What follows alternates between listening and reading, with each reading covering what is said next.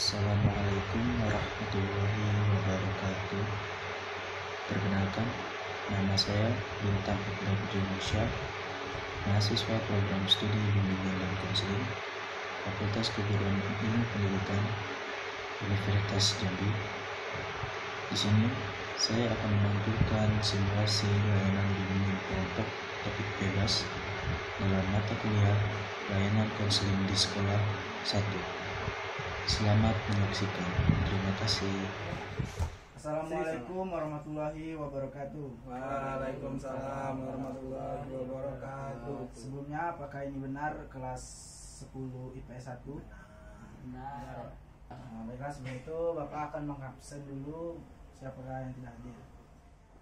Andika Febriansyah, Ada Pak. Dilar Rizkuba, Hadir Pak. Rehan Siregar, Hadir Pak. Gali Rahmadan, Hadir Pak. Aditya Purnomo, Hadir Pak. M. Septiawan Rasmi, Hadir Pak. Binti Garle, Melan Putri. Baiklah, sebelum itu, sebelum memulai kegiatannya, lebih baiknya kita berdoa menurut kepercayaan agama masing-masing. Berdoa dimulai.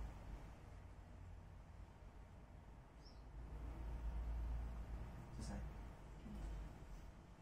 Apakah kalian tahu kenapa Bapak kumpulkan di sini? Tidak tahu Pak.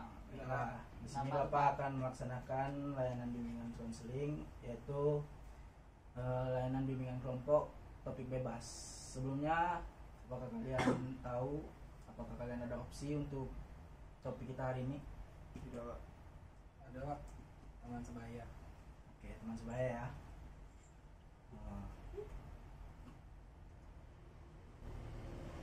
Nah, pertama-tama Bapak akan menjelaskan pengertian, tujuan, cara pelaksanaan, serta azas-azas yang ada di layanan bimbingan kelompok ini.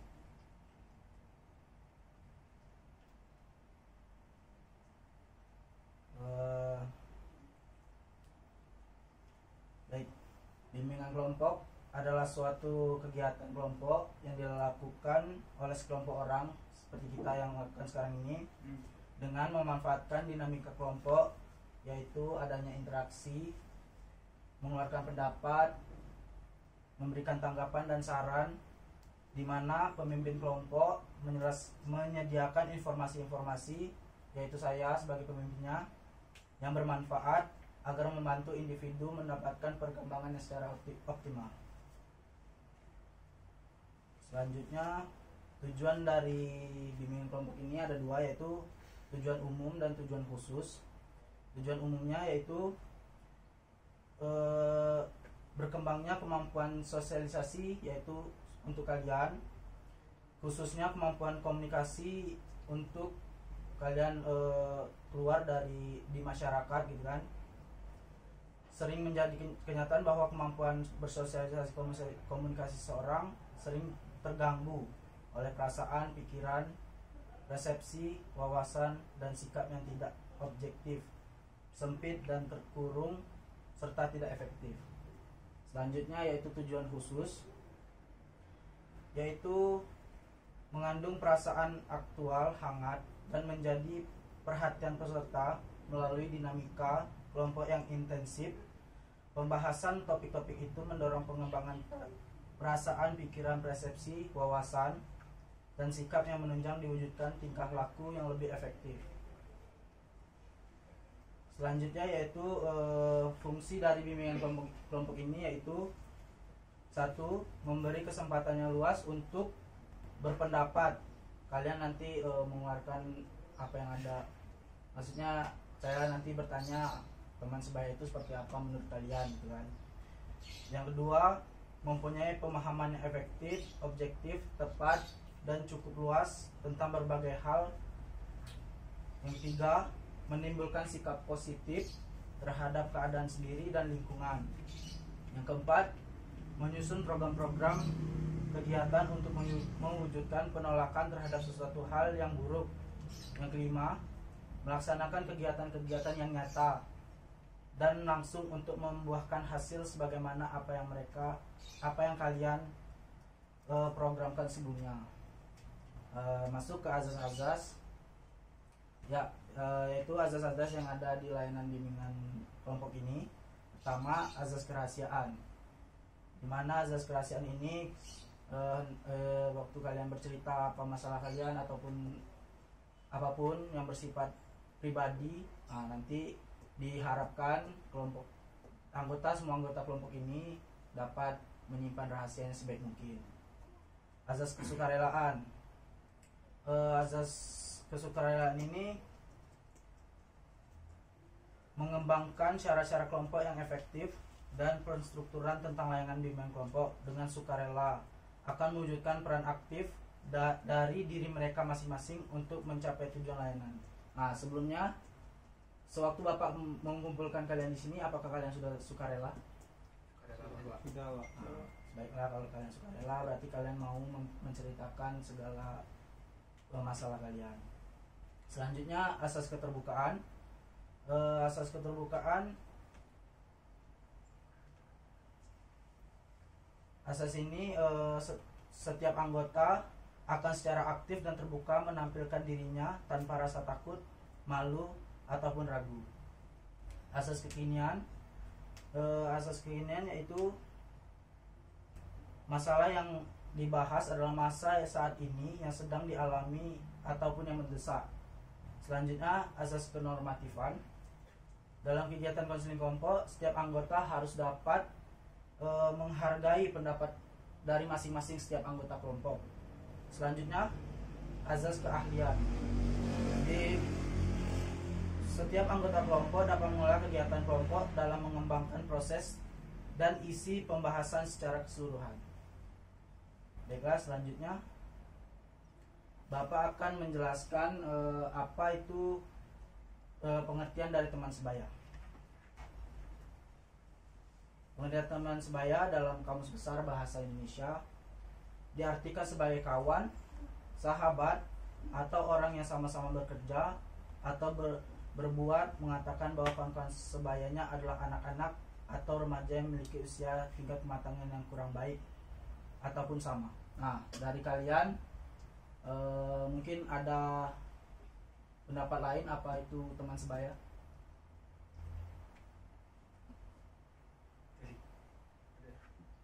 Ada Teman sebaya. teman sebaya. Ada. Sadado. Teman sepantaran, Pak. Ya, teman sepantaran. Ada lagi? Teman seumuran, Pak. Teman seumuran. Ada lagi? Teman- Yang lebih spesifik, panjang gitu kan, Pak, penjelasannya. Iya. Saiyo, Tidak ada, Pak. Dando. Nanti, Pak. Oke, seperti yang di Kamus Besar tadi ya, itu teman seumuran, teman bermain lah gitu yang seumuran dengan kalian. Selanjutnya yaitu penyebab hubungan persahabatan itu retak atau putus. Pertama yaitu ada jarak. Jarak itu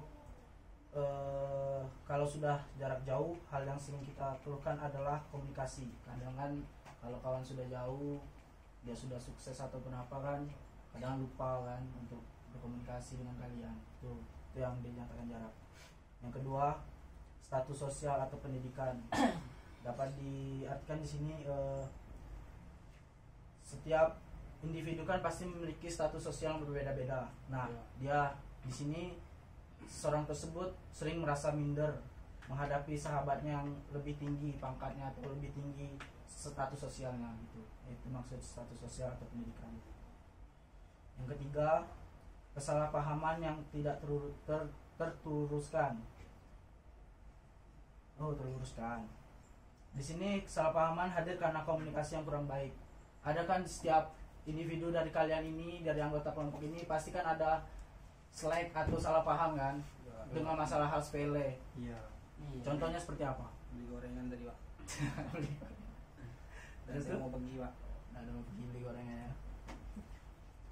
Itu termasuk salah satu kesalahpahaman. Yang selanjutnya itu pergaulan atau teman-teman baru.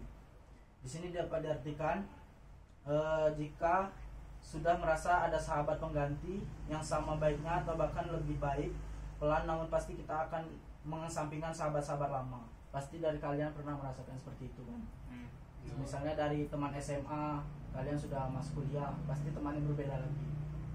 Tidak. Beda SMA ya Pak. Pasti ya. Selanjutnya aktivitas atau kesibukan.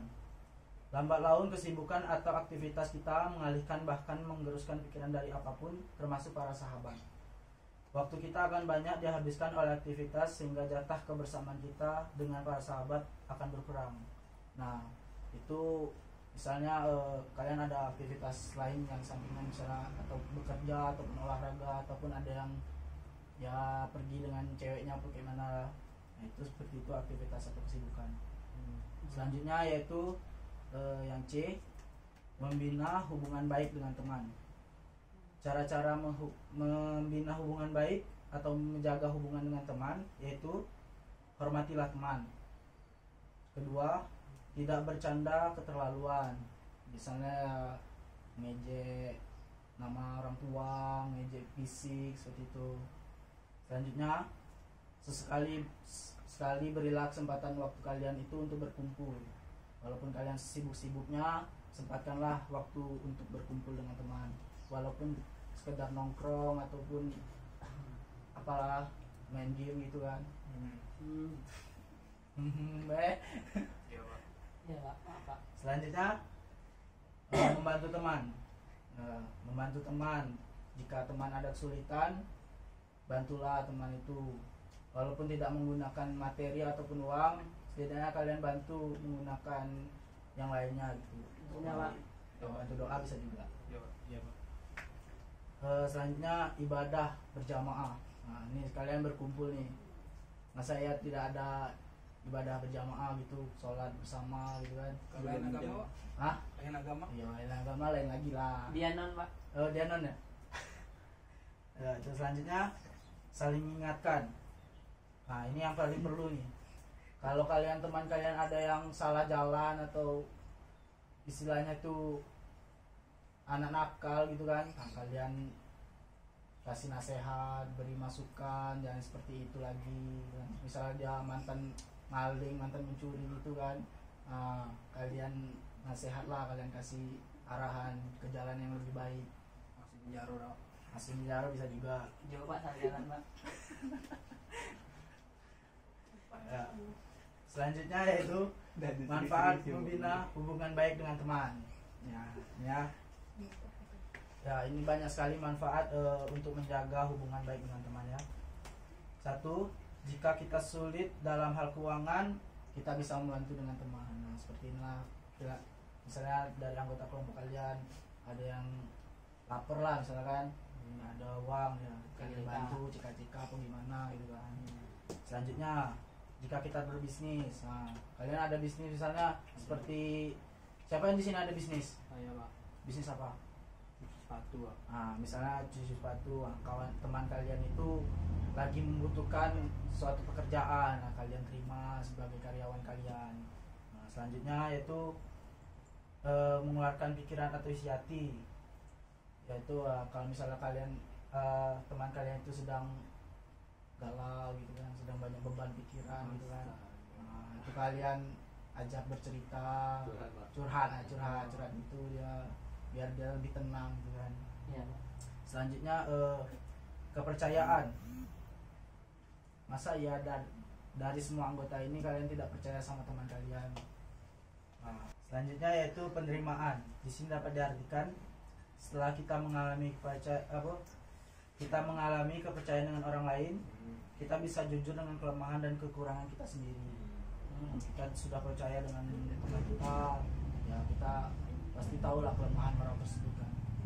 Selanjutnya yaitu dukungan. Dukungan ini seperti misalnya dia mempunyai teman kalian nih, teman anggota kelompok kalian nih sedang ada masalah, ada beban. Selanjutnya stres berkurang.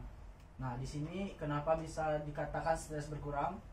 Karena misalnya dia memiliki masalah di rumah, pasti dia larinya untuk ke teman kan, untuk berteman, dia ikut nongkrong, kumpul-kumpul, pasti beban pikiran, beban yang ada di rumah pasti bisa untuk berkurang karena dia sudah cerita ataupun nongkrong dengan teman-teman sebayanya ya kan.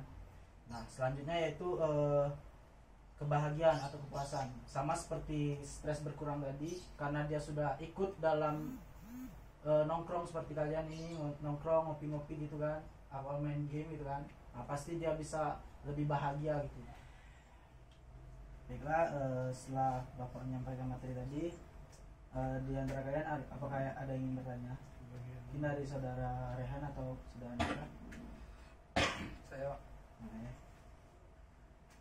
Assalamualaikum warahmatullahi wabarakatuh. Waalaikumsalam warahmatullahi wabarakatuh. Saya ingin bertanya Pak, apa manfaatnya bagi kami mempelajari hubungan teman sebaya itu Pak? Manfaat ya. Ya, manfaat membina hubungan teman sebayanya.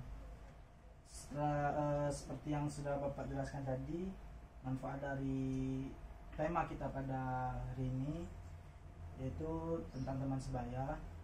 Ya, kalian menjadi tahu apa saja, bagaimana saja cara menyelesaikan masalah dalam ruang lingkup pertemanan kalian, bagaimana cara untuk menyelesaikan atau membina hubungan baik dengan teman kalian, seperti itu menurut saya. Terima kasih. Mungkin ada tambahan lagi dari kalian, dari para anggota, dari Wawan? Tidak Pak, terima kasih. Tidak, terima kasih. Selanjutnya, apakah ada yang ingin bertanya lagi? Saya Pak. Saudara Andika. Assalamualaikum warahmatullahi wabarakatuh. Waalaikumsalam warahmatullahi wabarakatuh. Izin bertanya Pak, Boleh, silakan. dalam hubungan pertemanan atau persahabatan pasti ada satu momen atau suatu masalah yang membuat retak hubungan tersebut. Bagaimana cara mengatasi masalah tersebut? Oh, cara mengatasinya ya. Ya, seperti yang saya jabarkan tadi pada materi saya, yaitu cara-cara menjaga sebuah hubungan pertemanan kalian ya. Yaitu pertama, hormatilah teman kalian walaupun dia berbeda dari status sosial atau pendidikan, agama ataupun yang lain. Kalian harus hormati dia ya. Yang kedua, tidak bercanda yang melewati batas, seperti menghina fisik, menghina nama orang tua dan lain-lainnya ya. Yang ketiga, sesekali itu kalian harus berkumpul ya, misalnya nongkrong-nongkrong ke angkringan atau ke kafe-kafe terdekat, ngopi-ngopi sambil mabar gitu kan, bercerita gitu. Yang ketiga, saling bantu. Di antara kalian ini pasti ada salah satu teman kalian itu yang sangat-sangat membutuhkan bantuan dari kalian. Seperti misalnya dia memiliki masalah ekonomi atau masalah dalam keluarganya. Nah, itu kalian harus saling bantu. Misalnya dia membutuhkan ya setidaknya materi, kalian berikan seikhlas kalian. Atau misalnya dia memiliki masalah hidup di keluarga dia atau dimanapun, kalian bisa bantu untuk menyuruh dia untuk cerita, kalian dengarkan curhat dia gitu. Selanjutnya yaitu saling mengingatkan tentang ibadah. Nah, ibadah ya. Misalnya ada pun non muslim, kalian ingatkan juga rajin-rajin beribadah. Atau kalian yang misalnya Islam, nah, kalian sholat berjamaah lah pasti bawa punya sholat gitu ya. Saling mengingatkan jika kalau teman kalian dalam satu ruang lingkup pertemanan kalian itu dia salah jalan atau dia sangat nakal, nah, kalian beri nasihat, beri dorongan, beri motivasi supaya dia berpikir secara positif. Mungkin seperti itu. Bagaimana? Terima kasih Pak. Bagaimana? Apakah ada yang ingin bertanya lagi? Maaf Pak, tadi masuk Bapak salah jalan. Saya jalan misalnya dia nakal, ya dalam artian lah dia sering maling atau gimana gitu kan, ikut geng motor gitu. Nah, seperti itu. Baiklah, dari hasil materi yang telah saya sampaikan tadi, adakah yang bisa membuat suatu kesimpulan? Mungkin dari saudara Dilan? Saya bisa Pak. Yang bisa saya ambil dari materi kali ini, mungkin kita harus membangun hubungan yang baik dengan teman sebaya kita. Itu mungkin bisa dengan salah satu caranya itu mengingatkan mereka bercerita mungkin tentang masalah mereka di keluarga, atau lebih singkatnya lagi mengingatkan curhat mereka gitu Pak. Baiklah, terima kasih ya. Ada lagi? Sudah Pak. Ya, jika tidak ada pada materi ini sudah sampai kesimpulan, berarti sudah selesai. Baiklah, Bapak akhiri pada materi ini. Lebih kurangnya mohon maaf. Saya akhiri. Wabillahi taufiq wal hidayah. Wassalamualaikum warahmatullahi wabarakatuh. Waalaikumsalam warahmatullahi wabarakatuh.